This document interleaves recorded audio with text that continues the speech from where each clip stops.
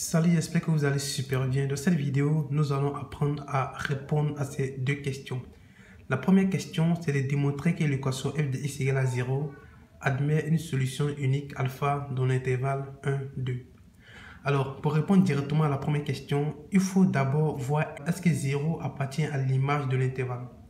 Alors, on va d'abord déterminer l'image de chaque élément de l'intervalle.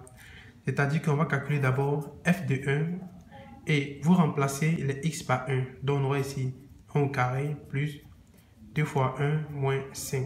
Et quand vous les calculez, vous allez trouver directement moins 2. Alors, c'est pareil, on va calculer l'image de 2.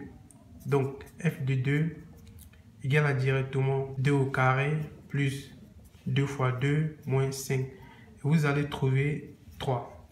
Alors, cela veut dire tout simplement que l'image de l'intervalle qui est 1, 2 égale à directement moins 2, 3. Et quand on remarque très bien, on voit que 0 appartient à l'intervalle parce que 0 peut se trouver entre moins 2 et 3. Donc on va dire ici, or 0 appartient à l'intervalle moins 2, 3.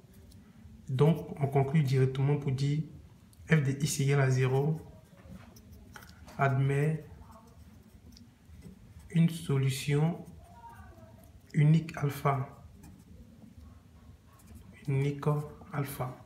Alors, c'est tout pour la première question. Nous allons maintenant passer à la deuxième question. La deuxième question est de justifier que alpha est compris entre 1,4 et 1,5. Alors, pour cela, nous allons également utiliser les images de 1,4 et 1,5. C'est-à-dire que f de 1,4, partout où il y a x, on remplace par 1,4. Et quand vous calculez avec votre calculatrice, vous allez directement trouver moins 0,24. Nous allons aussi calculer l'image de 1,5. Donc f de 1,5. Et quand vous remplacez les x par 1,5, vous allez directement trouver 0,25. Alors, qu'est-ce qu'on remarque ici? On remarque tout simplement que f de 1,4 multiplié par f de 1,5 sera toujours inférieur à 0. Donc, lorsqu'on vous pose cette question de justifier que alpha est compris entre 1,4 et 1,5, cela veut dire que vous devez calculer les images et l'un des deux résultats doit être négatif. Lorsque les deux sont négatifs, alors cette résolution n'est pas vérifiée. Ou lorsque les deux sont positifs, il faut qu'un élément soit négatif. Donc, quand on multiplie les deux, on voit que directement c'est inférieur à 0.